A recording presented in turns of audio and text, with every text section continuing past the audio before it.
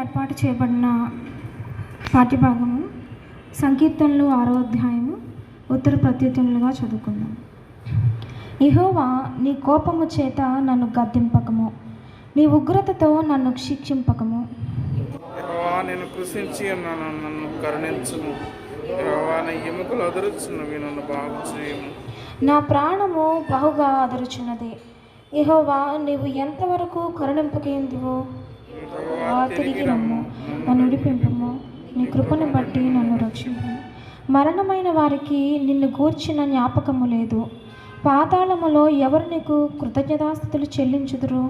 నేను మూలుగుచ్చు అలసి ఉన్నాను, ప్రతి రాత్రి కన్నీరు విడుచుచు నా పరుపు తెరచేయుచున్నాను. నా కన్నీళ్ల చేత నా పడక కొట్టుకుని పోవచ్చున్నది. విచారము చేత నా కన్నులు గుంటలు పడుచున్నవి. నాకు బాధ కలిగించు వారి చేత అవి చివికి ఉన్నవి. యెహోవా, నా రోదనత్వని విని అన్నాడు. పాపము చేయువారలారా, మీరందరూ నా ఎదురు నుండి తొలగిపోవుడి. యెహోవా నా విన్నపము ఆలకించి ఉన్నాడు. యెహోవా నా ప్రార్థన అంగీకరించును. నా శత్రువులందరూ సిగ్గుపడి బహుగా అదరుచున్నారు. వారు ఆకస్మికముగా సిగ్గుపడి వెనుకకు మళ్ళెదరు. ఇంత పర్యంతం.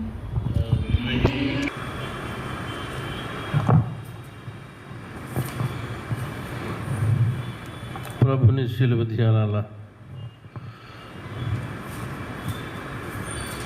ఆరాధన ఆశీర్వాదాలకి 30వ దినం వరకు మిమ్మల్ని అందరూ ఆహ్వానిస్తున్నాం. ఇది ఇనుపు వాక్య భాగాల్లో ప్రవక్త దానియేలు గ్రంథము 5వ అధ్యాయము 3వ వచనం 4వ వచనం. సువార్త వాక్య భాగము పరిశుద్ధులైన మత్తయి రాసిన సువార్త 27వ అధ్యాయము 3 నుండి 10 వరకు. మత్తయి 27, 3, 10, దానియేలు 5, 3, 4 వచనాలు. సిద్ధపడిన వారు ముందుకు రండి. దానియేలు రాసిన గ్రంథము 5వ అధ్యాయము 3వ వచనం 4వ వచనం చదువుకుందాం. అందుకు వారు యెరూషలేములోని దేవుని నివాసముకు ఆలయములో నుండి తీసుకున్న సువర్ణోపకరణములను తెచ్చి ఉంచగా, రాజును అతని అధిపతులను అతని రాణులను అతని ఉపపత్నులను వాటిలో ద్రాక్షారసము పోసి త్రాగిరి. వారు బంగారు, వెండి, ఇత్తడి, ఇనుము, కర్రరాయి అను వాటితో చేసిన దేవతలను స్తుతించుచు ద్రాక్షారసము త్రాగుచుండగా. దేవుడి వాక్యం.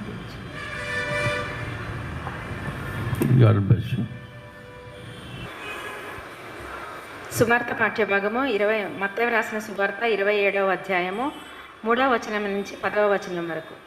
అప్పుడు ఆయనను అప్పగించిన యూదా ఆయనకు శిక్ష విధింపబడగా చూచి పశ్చాత్తాపపడి ఆ 30 వెండి నాణ్యములు ప్రధాన యాజకుల యొద్దకును పెద్దల యొద్దకును మరలా తెచ్చి, నేను నిరపరాధ రక్తమును అప్పగించి పాపము చేసి తినని చెప్పెను.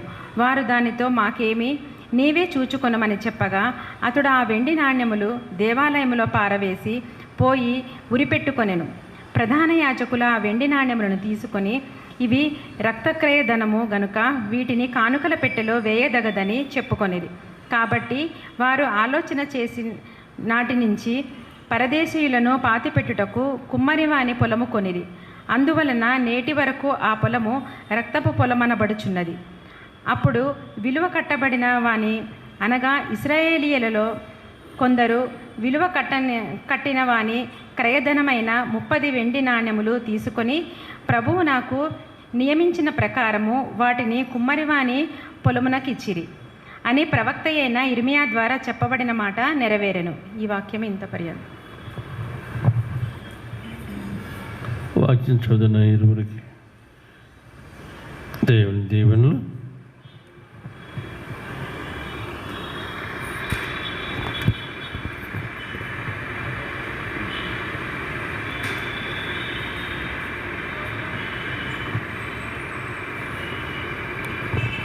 27వ అధ్యాయము 3వ వచనం మరొకసారి చదువుకుందాం.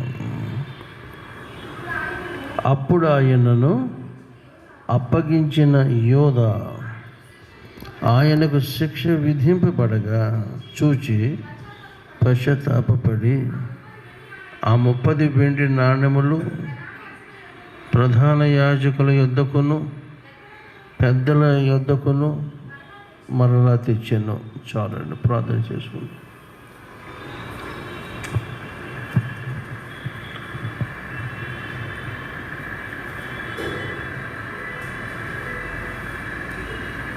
మా ఆశ్రయదుర్గమా, మా దాగు స్థలమా, మా ఎత్తైన కొండ, మా రక్షణ శైలమా, మీ పరిశుద్ధ నామానికి స్తోత్రములు రాజా. మమ్మల్ని మీ కుమారులు చూసుకొని మీ ఉగ్రత అంతా కూడా మా మీదకు రాకుండా మీ కుమారునిపై వేశావు.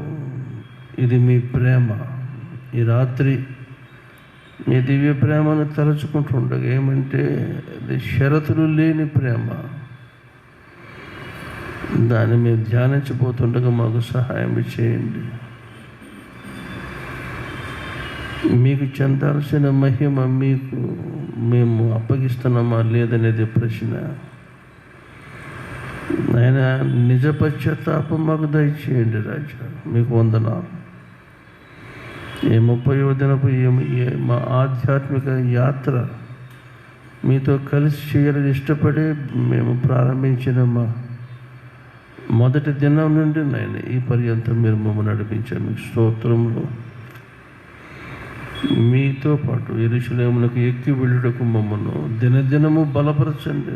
బలపరుస్తున్నాము. మీకు వందనాలు. మా HMT saint Matthew's Lutheran church అనే కుటుంబం మీకు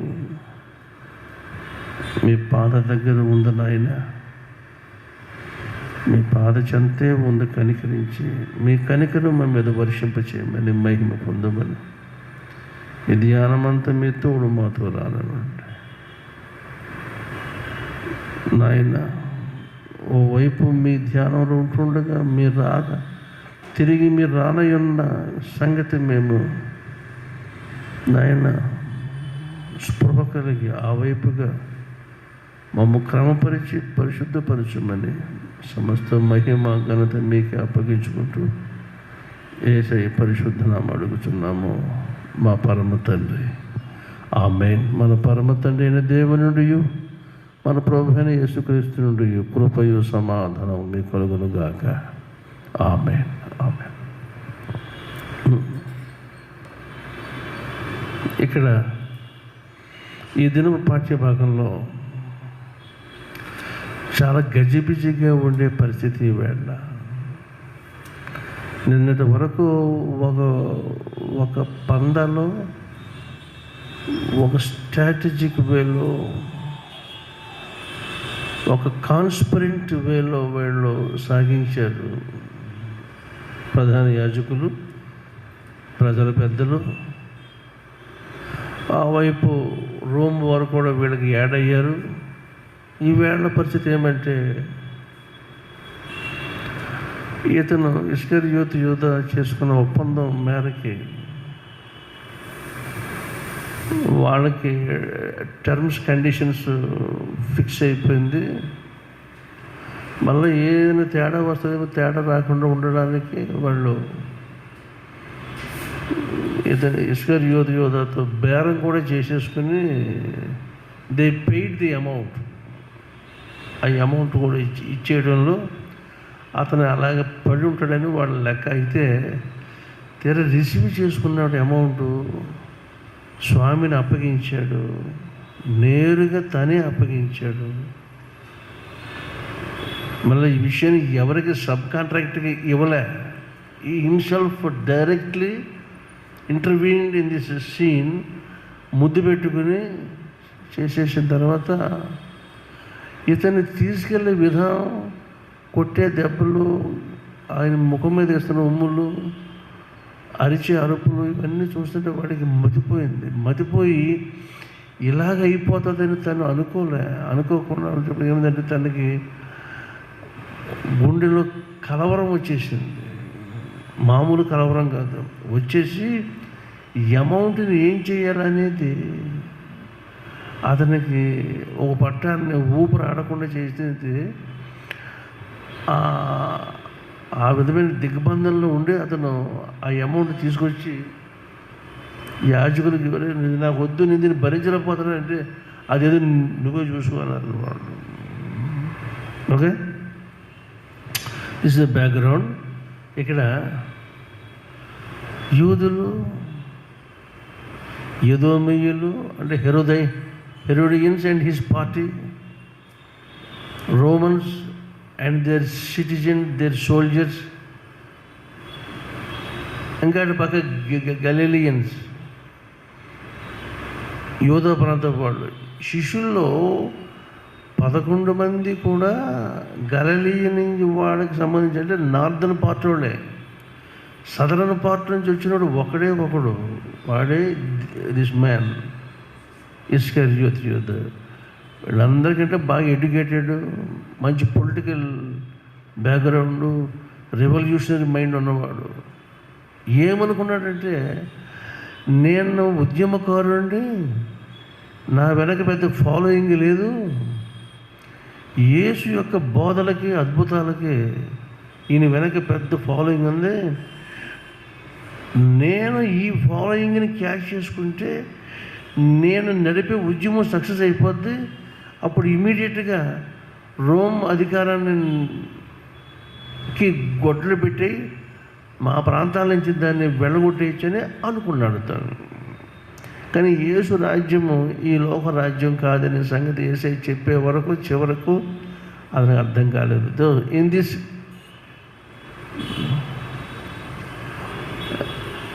కనెక్షన్, ఎట్ దిస్ జంక్చర్ మనము ఓ పాట విందాం. ఎందుకంటే మానవాడి హృదయంలో ఏవి ఉండాలో ఏమి ఉండకూడదు. ఆయనకి మహిమను ఇస్తున్నామా, మన ప్రయారిటీస్కి మన గ్లోరీని అప్పగిస్తున్నామా? ఒకసారి ఆలోచించేద్దాం. రామా,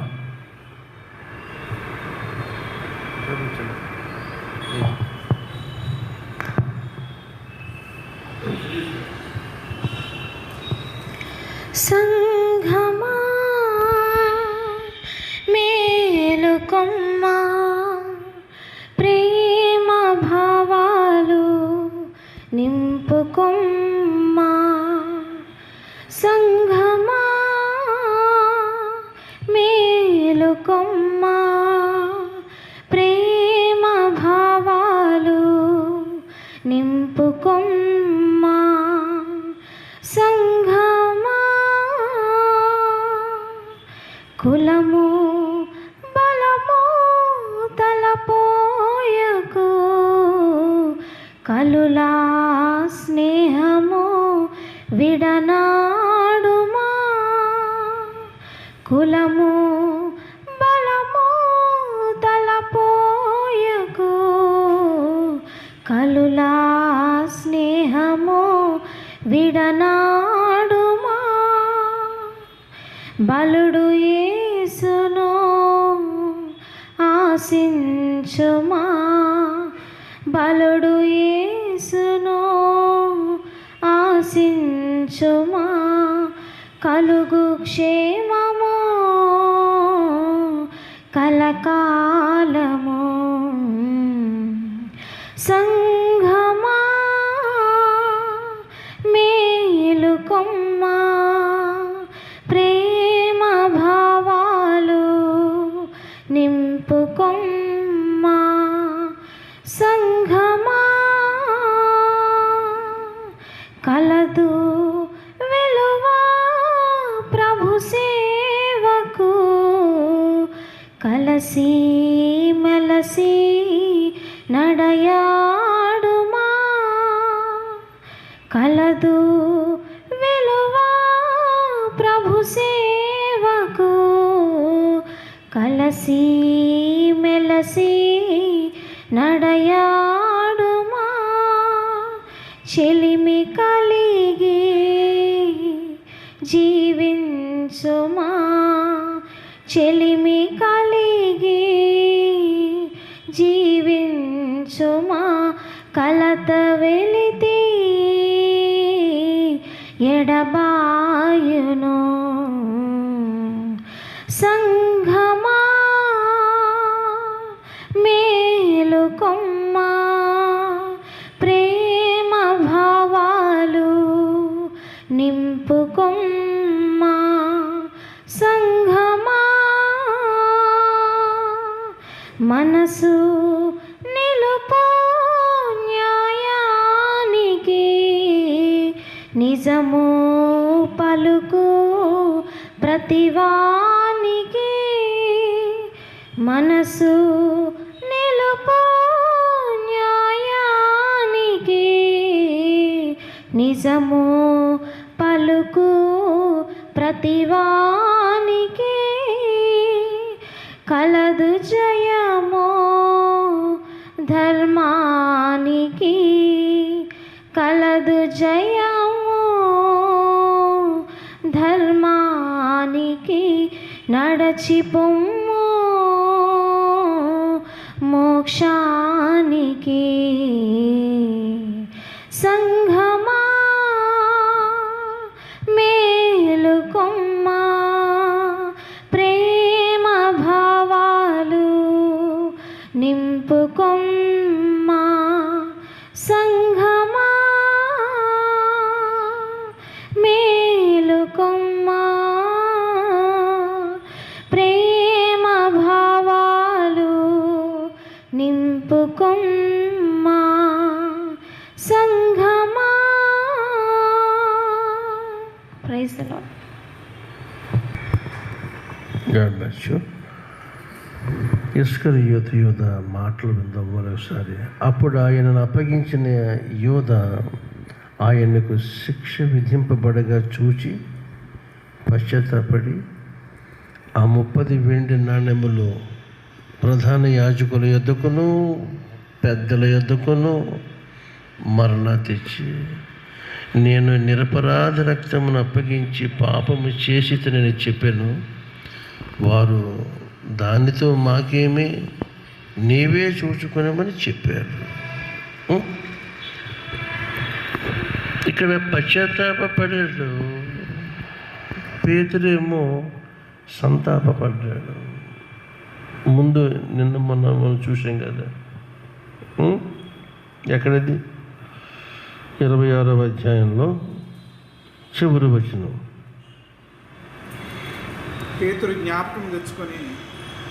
పేతురు జ్ఞాపకము తెచ్చుకొని వెలుపలికి పోయి సంతాపపడి ఏడ్చెను. యాక్చువల్గా ఇస్కరియోతు యూదా చేసిన దాకంటే ఘోరమైంది ఇది, పేతురు చేసిన పని. ఇతడు సంతాపపడి ఏడ్చాడు, అతడేమో పశ్చాత్తాపడ్డాడు. రెండు ఈవెంట్లు ఒకలాగా ఉంటాయమని కాదు, అర్థం చేసుకోవాలి. కాదనేది మనము మూలాలకు వెళ్తే కానీ తెలియదు సంగతి. ఏమంటే పేతురు జ్ఞాపకం చేసుకుని సంతాపపడి ఏడ్చాడు. యేసు కళ్ళు పేతురు కళ్ళల్లోకి చూసినవి అప్పుడు, ఇప్పుడు ఇక్కడ చూడడానికి లేదు. Iscariot he lost the eye contact of the Lord. ఇక్కడ శిక్షించబడి అరెస్ట్ చేయబడి తీసుకుపోయారు ఆయన్ని. ఇక ఆయన్ని వీడు చూడలేదు, చూడడానికి అవకాశం. ఈయన బందీలో ఉండిపోయాడు. అతను చేసిన క్రియకి దేవాలయానికి వచ్చేసి ఆ సొమ్ములు వాడికి అప్పగించేద్దామని వచ్చేసాడు. అక్కడ నడవలోనే ఉన్నాడు పేతురు. 3 సార్లు బొంకాడు. యేసు అతని ఎదుటే ఉన్నాడు. సో ఈయన చూస్తున్నాడు అతని వైపు. అతడు చూశాడు, జ్ఞాపకం వచ్చిన మాట, గుండె పగిలిపోయి సంతాపడి ఏడ్చాడు. పేతురు ఏడ్చిన దాన్ని ఇంగ్లీష్లో రిపెంటెన్స్ అనే మాట మనందరికీ తెలుసు. జాన్లాగా అనిపిస్తుంది. మరొక మాట రిమోర్స్, జస్ట్ అలా బాధపడి చేసేది లేక అతను డిస్కరేజ్ చేసేసుకుని అశాంతిలోకి, నిరాశలోకి వెళ్ళిపోవటాన్ని రిమోర్స్, REMORS, రిమోర్స్. అది దుఃఖం కింద వస్తుంది అర్థం. కానీ గ్రీకులో మాటలు స్పష్టంగా ఉన్నవి.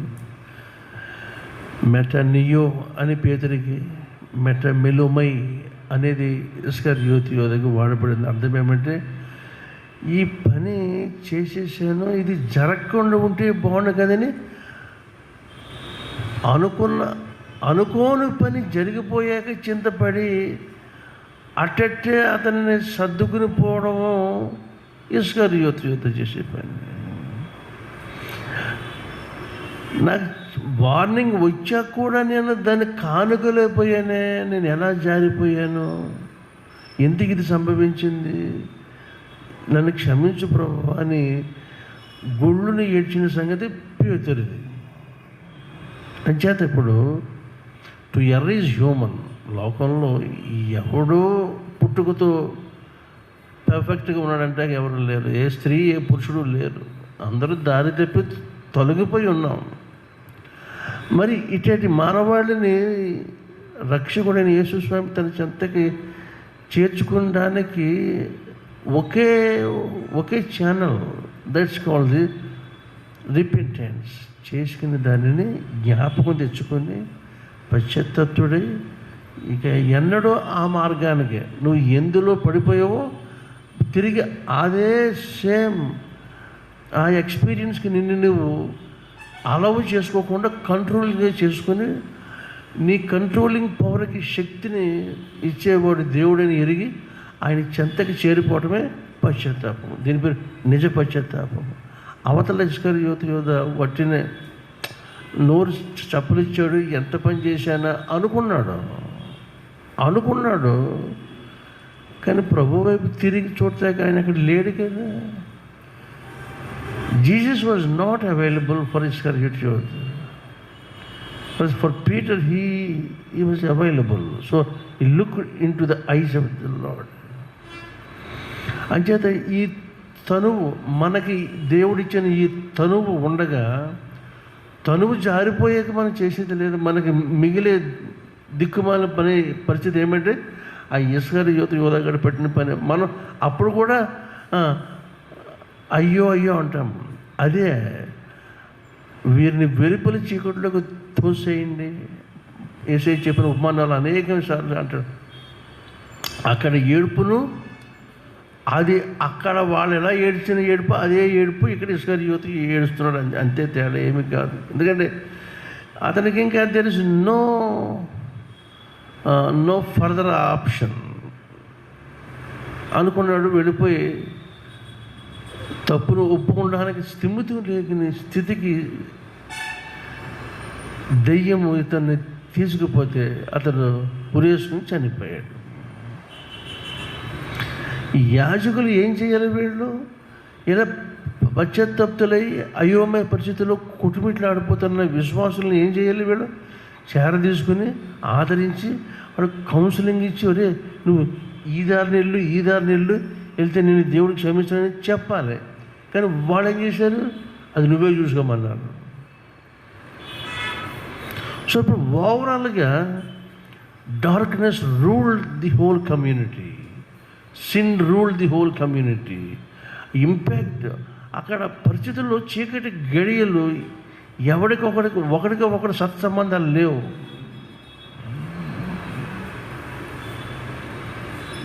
ఈ పరిస్థితి మిగిలిపోయింది. సరే, వేళంత భక్తి అక్కడ వెళ్ళబుచ్చుతున్నారంటే అది చాలా అపవిత్రమైన అమౌంట్. నిరపరాధిని అమ్మగా వచ్చిన డబ్బులు, ఆ డబ్బులు కానుకల పెట్టిలో వేయకూడదు. కాబట్టి వేస్తే అక్కడ కానుక మొత్తం చర్చి ట్రెజర్ అంతా కూడా అన్హోలీ అయిపోతుంది. కనుక దీన్ని సపరేట్ చేయండి అన్నారు. ఎంత నీతిమంతులు చూడండి. నీతిమంతుడేమో అమ్మేశారు చావు కొడతాకి, చంపేయడానికి ఆయన నమ్మకం వచ్చిన డబ్బులేమో చేశారు. మరి 30 విన్నానికి ఎమ్మెల్యే 50కి అమ్మచ్చు కదా, 100కి అమ్మచ్చు కదా, ఎందుకు 30 ఏంటి? 30 అయ్యా the minimum value of a slave. కొంతమంది జీతం అంటారు, కాదు, అతను ఒక బానిసకి ఇచ్చే మినిమం వాల్యూ అది చాలే అనుకుంటాం. ఇప్పుడు మనవాడు, ఇప్పుడు ప్రభుత్వాలు చనిపోతున్న వాళ్ళకి ప్రకటించే ఎక్స్గ్రేషియా అఫీషియల్స్ అయితే 1 కోటి రూపాయలు, మామూలు అయితే 1 లక్ష, లేదా 2 లక్షలు, 3 లక్షలు, 5 లక్షలు.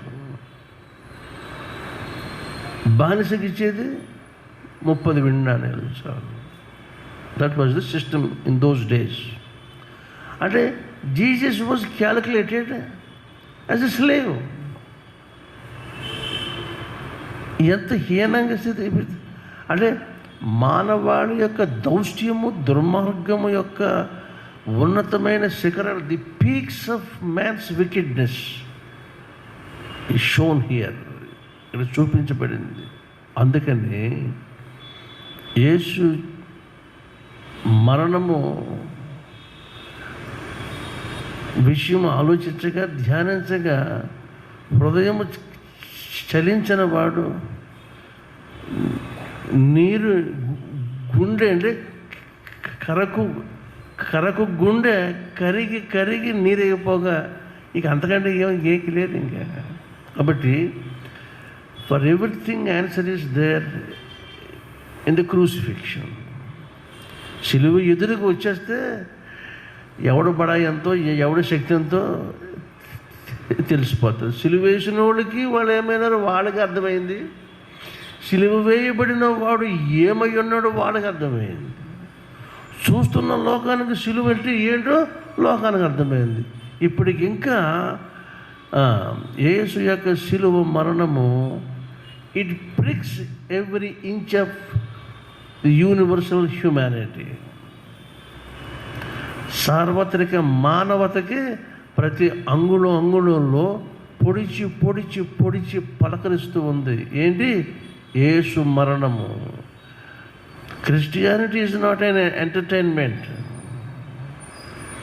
ఇది కాలక్షేపం కాదు. Christianity is a revolutionary holy pilgrim. పరిశుద్ధ ప్రయాణం, ఇది జీవిత ప్రయాణము, జీవమార్గము. గనక యేసు ఈ వేళ మనకి కనపడినప్పుడు ఈ వాజ్ అరెస్టెడ్. ఆయన వాళ్ళకి అబంధ హస్తాలు ఉండిపోయాడు. ఆయనకి చెల్లించిన వెలకి ఇక్కడ ఇచ్చిన సంగతి ఇది.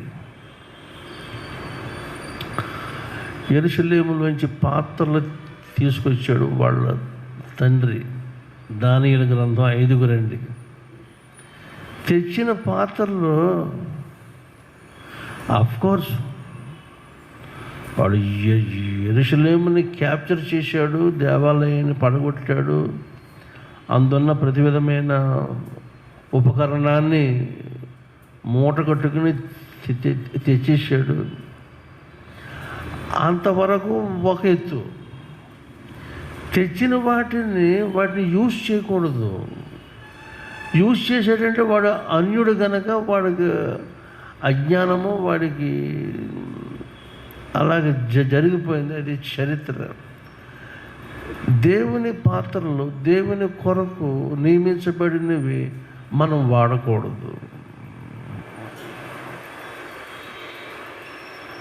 ఎంత మీదకి తెచ్చుకున్నాడంటే వీడు బెల్షాజరు. వీడు ఏం చేసాడు అంటే, ఇంకా అతని దగ్గర అంతకుముందు ఏ శాస్త్ర కప్ అండ్ శాస్త్ర చర్చకి లేవా? అంతకుముందు చేసిన బ్యాంక్వెట్లో వాడు వాడుకున్న ఇంకేమీ లేవా? ఈవేళ ఇవే కావాల్సి వచ్చినాయా?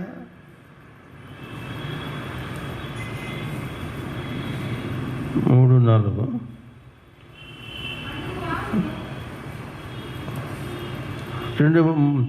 ప్రారంభిద్దాం. రాజుకు బెల్షాజరు తన అధిపతులలో 1000 మందికి గొప్ప విందు చేయించి ఆ 1000 మందితో కలుసుకొని ద్రాక్షరసము త్రాగుచుండెను. బెల్షాజరు ద్రాక్షరసము త్రాగుచుండగా తానును తన అధిపతులను తన రాణులను తన ఉపపత్నులను వాటిలో ద్రాక్షరసం పోసి తాగునట్లు తన తండ్రి యొక్క నెబుకద్నెజరు యెరూషలేములోని ఆలయములో నుండి తెచ్చిన వెండి బంగారు పాత్రను తెమ్మని ఆజ్ఞ ఇచ్చాను. అందుకు వారు యెరూషలేములోని దేవుని నివాసముకు ఆలయములో నుండి తీసుకున్న సువర్ణోపకరణములను తెచ్చి ఉంచగా రాజును అతని అధిపతులను అతని రాణువారు అతని ఉపపత్నులను వాటిలో ద్రాక్షరసం పోసి త్రాగిరి. వారు బంగారు, వెండి, ఇత్తడి, ఇనుము, కర్ర, రాయి అను వాటితో చేసిన దేవతలను స్తుతించుచు ద్రాక్షరసము త్రాగుచుండగా. At this juncture, a human hand appeared. గోడ మీద వాడు అరేంజ్ చేసిన బ్యాంక్వెట్ హాల్లోనే గోడ మీద ఒక మానవ హస్తం ఒక స్టేట్మెంట్ రాసింది. మొదటి కొరింథీ పత్రిక మొదటిది 3వ అధ్యాయము 17వ వచనం, 17th verse, 3rd chapter. ఎవడైనను దేవుని ఆలయమును పాడు చేసిన ఎడల దేవుడు వానిని పాడు చేయాలి. ఇక దేవుడే పాడు చేస్తే ఆ పాడు చేసిన ఆ నాశనాన్ని ఇంకెవడు బాగు చేస్తాడు? ఇంకెవడు బాగు చేయలేక. ఎవడన్నా మనిషి పాడు చేస్తే ఇంకో మనిషి బాగు చేస్తాడు, ఇంకో మనిషి బాగు చేయలేకపోతే దేవుడు బాగు చేస్తాడు. ఆ దేవుడే పాడు చేసినప్పుడు ఇక వాడిని ఎవడు బాగు చేయాలి? What is this temple? యెరూషలేము దేవాలయాన్ని నెబుకద్నెజరు పడగొట్టాడు. ఏ దేవాలయం అది? Built by Solomon, king Solomon. అప్పటిది బంగారంతో దేవాలయం ప్లాస్టరింగ్ చేశాడు. మనమైతే సిమెంటు, ఆల్టిక్ ఏవేవో వాడుతున్నాం. ఇవన్నీ తీసి అవతల పడేసాడు. సోలమన్ ఎంత అడ్వాన్స్ థింకింగో ఆలోచన చేసుకోండి. బంగారమే బంగారం శుభ్రంగా ఒలుచుకొచ్చేసాడు కదా. కాబట్టి వేళ బంగారు పాత్రలు దేవుని పనిలోని వాటిని వీడి విలాసానికి వాడుకున్నాడు. దీన్ని ఏమనాలి? దేవుడు కాదని, కనిపించే ప్రపంచమంతా నా స్వాధీనమని, నేనే ఇప్పుడు ఎగ్జిస్టింగ్ దేవుడని వీడు అనుకున్నాడు. ఆడు బాబులాగా. That's what his father also thought. దేవుని విషయాల పట్ల భయము కలిగి ఉండాలి. మరి కొరేషు కూడా మాదీయ పారసీక చక్రవర్తి. అతను అటువంటి పని చేయలేదు. చాలామంది మీరు చూసారో నాకు తెలియదు కానీ అన్యులు అనేకులు they were afraid of the lord Jesus. ప్రేమించడం మాట తర్వాత సంగతి. మరి బాబు మన మందిరంలోకి రావాలన్నా వాళ్ళు చెప్పులు తీసుకొస్తారు, మన వాళ్ళేమో చెప్పులతో వస్తారు. ఇదేమో మనకున్న నాలెడ్జ్ ఇదిని, ఆడకున్న అజ్ఞానం అదిని. Just compare our religion with the other people. కాబట్టి బంగారు పాత్రలోనివి వీడు వాడకూడదు. అలా ఉండిపోవాలి తప్ప వాడకూడదు. ఎందుకని? తాను ఆర్డైన్ చేసి తను అభిషేకించిన వాటి ఎవరు ముట్టకూడదు. దావీదు ఎంత ఘోర పాపం చేసి వ్యభిచారం చేశాడు, నరహత్య చేశాడు, వందలాది మంది శత్రువులను చంపాడు. అయినా అతడు దేవుని చేత ఎందుకు అంగీకరించబడ్డాడంటే చూద్దామా? మొదటి సమయాలు గ్రంథము. సౌలు విషయంలో అతను చాలా ఏం చేశాడు? రిజర్వ్డ్ ఉండిపోయాడు.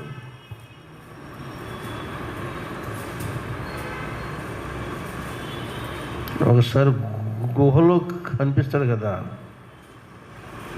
గుహలో కనిపించినప్పుడు సౌలు రాజుని చంపకుండా విడిచిపెట్టాడు కదా. ఎంత నిష్ట కలిగిన వాడు! సమయంలో చూసారా? 24:10 1 Samuel 24 and 10th verse. ఆలోచించుము. దావీదు అంటున్నాడు సౌలు రాజుతో, ఆలోచించుము, ఈ దినమున యెహోవా నిన్ను అప్పగించెను, అది నువ్వు కళ్ళారా చూశావు. చంపమని నన్ను చెప్పినను నేను నిన్ను కనికరించి ఇతడు యెహోవా చేత అభిషేకము నొందినవాడు గనుక నా ఏలిన వాణిని చంపనని చెప్పాడు. అదనమాట దేవుని అభిషేకం పొందిన వ్యక్తి కానీ అభిషేకించబడిన వస్తువు కానీ ఇతరుల లోకంలో ఉన్నవాడు ఎవరు కూడా వాడకూడదు. నీకు ఇష్టం లేకపోతే ఓ పక్క పెట్టేసి అలా ఉంచేయాలి. లేదు వాడబడే చోట్లు ఉంటే వాటిని ఎక్కడి నుంచి అక్కడికి పంపించేయాలి తప్ప వాటిని యూజ్ చేయకూడదు. వీడు తాగుబోతూ అప్పుడు ఇప్పుడు కూడా ఎప్పుడు కూడా డ్రంకర్స్ చేసే పని ఇదే. వాళ్ళకి తెలియదు, వాళ్ళకి ఏంటి, వాళ్ళకి తెలియదు సార్. వాళ్ళకి స్నేహం wine is it is wine that causes, that springs this sudden friendship. ఒక ఆయన అంటాడు ఇలాగ, స్నేహం అట సడన్గా మన అది ఇద్దరి మధ్య లేవాలంటే దానికి కారణం వైన్ అంటే డ్రింకింగ్ అనమాట. ఇతడు 1000 మంది అధిపతులతో కార్యక్రమం చేస్తున్నాడు. రాణులు ఉపపత్నులు రాజ్యంలో ద్రాక్షరసం మత్తుగా తాగడానికి అతను వాడుకున్న విధం చూస్తుంటే చాలా గంభీరమైన సంగతి విషయం. చాలా గాబరా.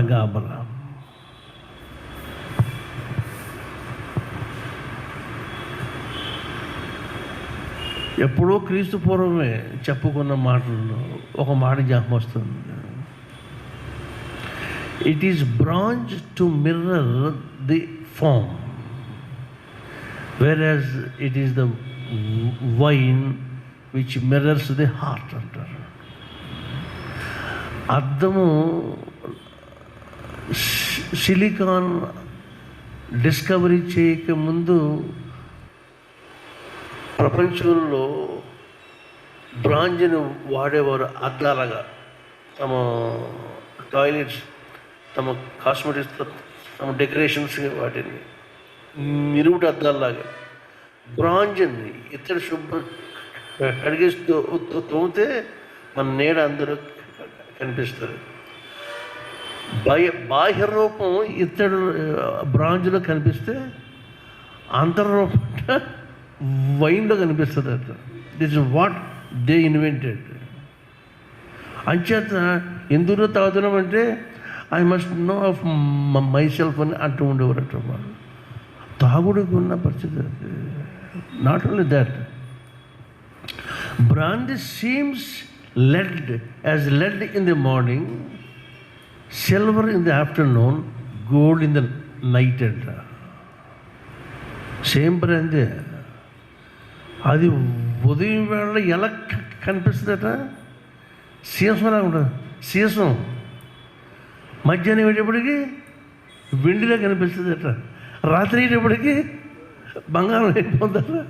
అంచేత how it haunts the human heart. మానవ హృదయాన్ని ఈ డ్రింకింగ్ హ్యాబిట్ ఎలాగా వేటాడుతుందో చూడండి.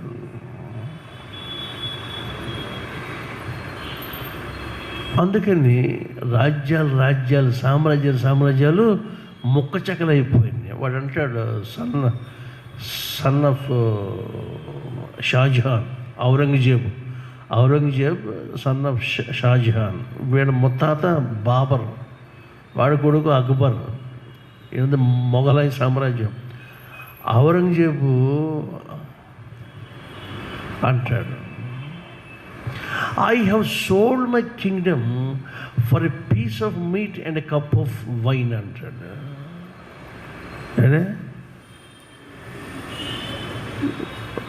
మొత్తం రాజ్యాన్ని అమ్మేసని చెప్పాడు. అంతే.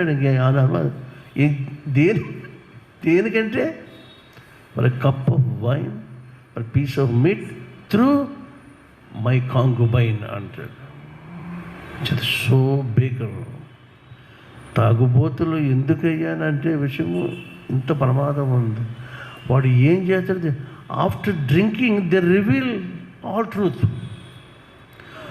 అంతకుముందు ఎంతమంది బతిమాలని చెప్పని సత్యాలు ఈ కాస్తమని అయిన తర్వాత వాడు మనం వద్దన సరే కూర్చోబెట్టి మనం బతిమని చెప్పేస్తాడు అన్నీ.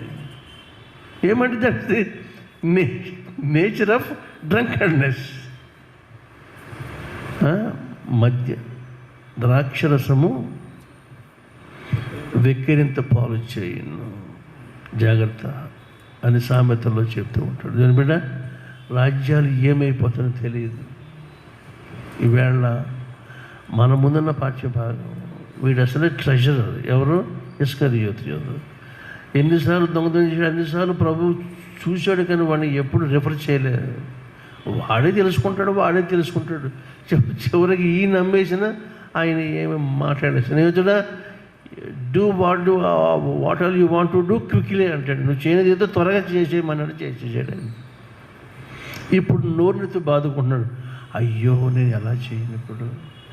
ఇప్పుడు దాన్ని కాదనుకుని పశ్చాత్తాప పడదామంటే ఆయన లేడు. ఆయన ముందుకెళ్ళిపోయి దండం పెట్టుకుంటాగా he was arrested, he was not available, he was not in front of him. అవకాశం ఇలాగే మనల్ని చేజార్చేస్తుంది. ఇన్స్పైట్ ఆఫ్ థరో వార్నింగ్స్, ఒకడు మీలో నన్ను ఒకడు అప్పగిస్తాడు చెప్పాడు కూడా. లాస్ట్ మీల్స్లో అడిగారు అందరూ, ప్రభా నేనా అని. వీడు అడిగాడు, నువ్వు అన్నట్టే అన్నాడు.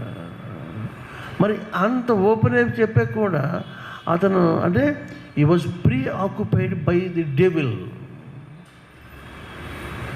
జాగ్రత్త, యేసుని నమ్ముకున్నాం.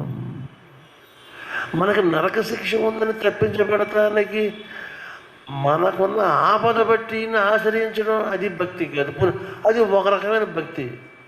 అసలు ది ఇష్యూ ఏమంటే, ఆయన దేవుడని నీ కొరకు మరణించి తిరిగి లేచాడని ఈ వాస్తవికత నువ్వు రియలైజ్ అవునంతసేపు నువ్వు ఏ విధంగా వచ్చినా అది ఆయనని సంతోషపరచజాల. దేని బట్టి ఆలోచించి కుమ్మరి ఓనే పొలము కొనడానికి ఆ డబ్బులు వాడారు. అది కూడా హఠాత్తుగా జరగలేదే. ఇర్మియా లాంటి ప్రవక్తలు సేకరించిన సమాచారాల్లో ఉండిపోయింది. జకరియా ప్రవక్తకి ప్రభు చూపించాడు. ఇలాగా ముందుగా జరిగిపోయినవి ఎవ్రీథింగ్. యేసు యొక్క పుట్టుక, ఆయన మరణ పునరుత్థానములు మానవ లోకంలో, మానవ జ్ఞానంలో ఎవరికి అందని స్థాయిలో దేవుడే వాటిని నిర్ణయించాడు.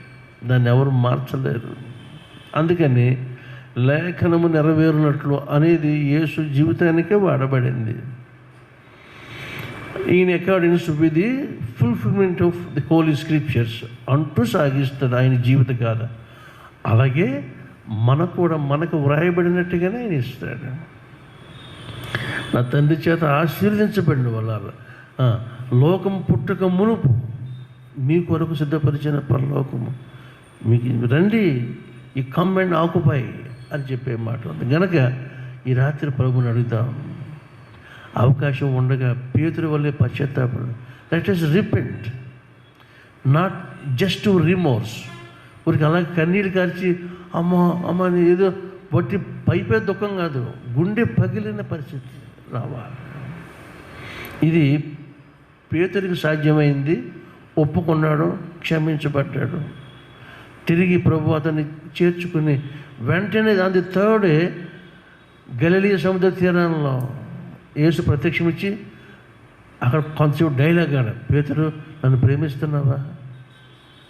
ప్రేమిస్తున్నావా అని ఆ డైలాగ్ వేయడం, తిరిగి ఆయన సేవకు అప్పగించబడదని జరిగింది. కనుక పశ్చాత్తప్తులైన వారిని ప్రభు వాడుకుంటాడు. ఇస్కరియోతు యోధలాగా ఊరికి కన్నీళ్ళు కార్చి మర్చిపోయి ముందుకు పోయేవాడు. గతి ఏమంటే వాడు నిలవనెవరు, మరి పాపము వారిని పట్టుకున్నాను. అంటే మనుషుల్ని ఎవరు అప్పగించక్కర్లేదు. కొందరివి వారికి ముందు వెళ్తే, కొందరు వారికి వెనక వెళ్తే. తిమోతి పత్రిక మొదటి పత్రిక 5వ అధ్యాయము ఈ వచనం చెప్పిన వాక్యం ముగించుకుందాం.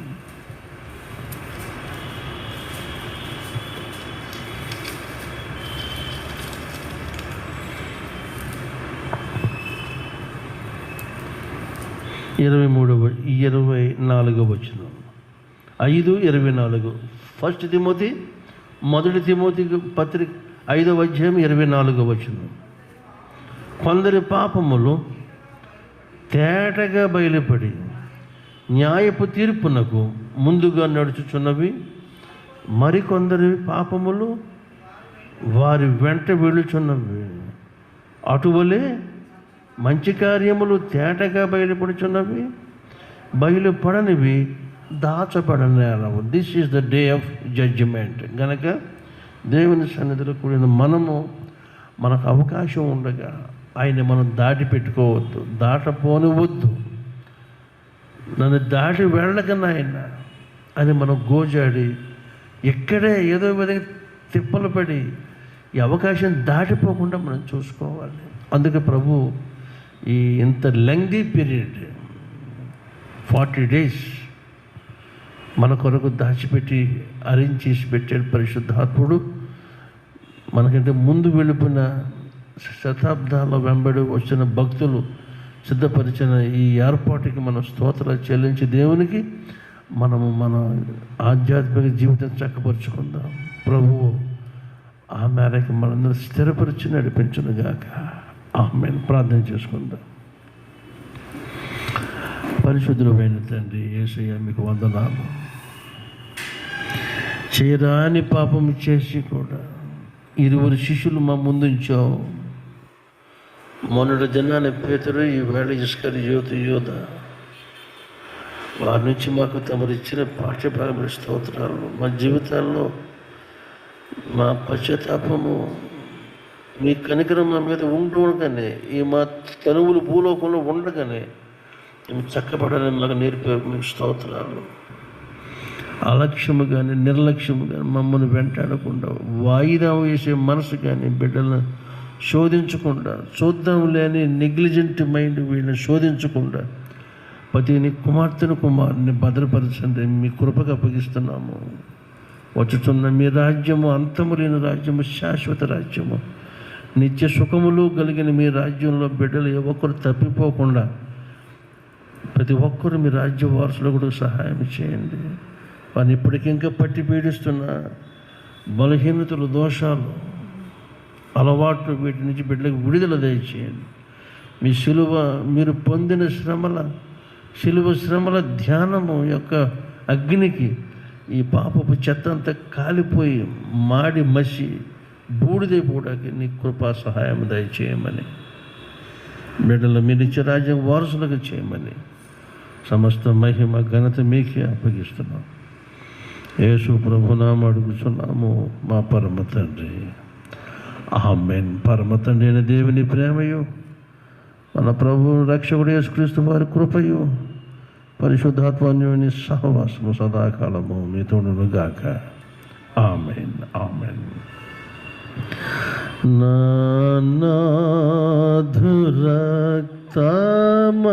నాధురక్తమందున నీ నమ్మియుండినన్ నా దేవుని నిండు ప్రేమ నే విందు జూచెదా యేసుండు నాకు మారుగా ఆశీర్వజావగా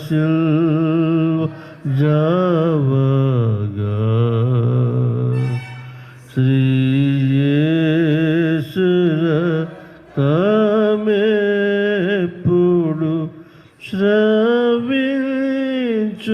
నాకుగా.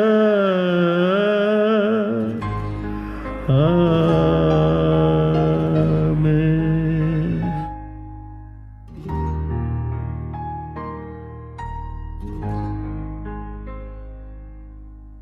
Ask me not, O gentle Savior, hear my humble cry.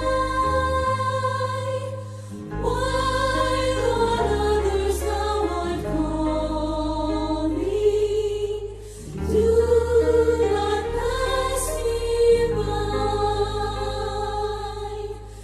Savior,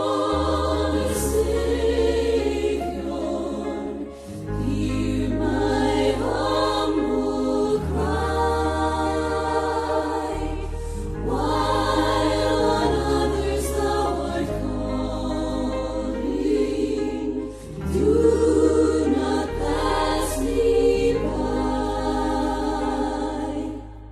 Thou, the spring of all my comfort, more than life to me. Whom have I on earth beside thee? Whom in heaven but thee? Savior, Savior, hear my humble cry. While on others thou art calling, do not pass me by. Savior, Savior, hear my humble cry. While on others thou art calling, do not pass me by.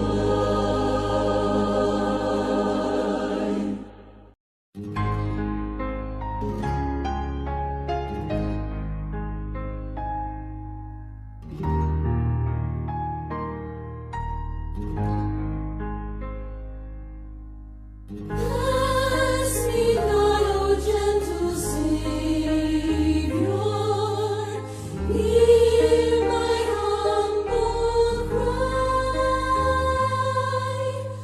While on others thou art calling, do not pass me by. Savior, Savior, hear my humble cry. While on others thou art calling, do not pass me by. Thou, the spring of all my comfort, more than life to